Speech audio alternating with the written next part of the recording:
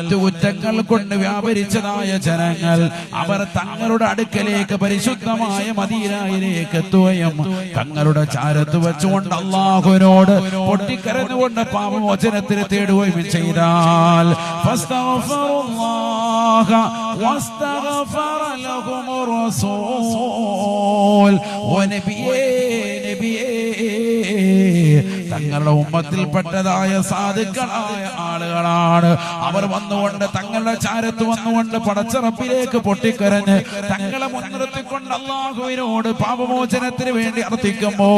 തങ്ങൾ അവർക്ക് വേണ്ടി ഒന്ന് ശുപാർശ ചെയ്യുകയും ചെയ്താൽ ലവജദുല്ലാഹ തവ്വാബർ റഹീമാ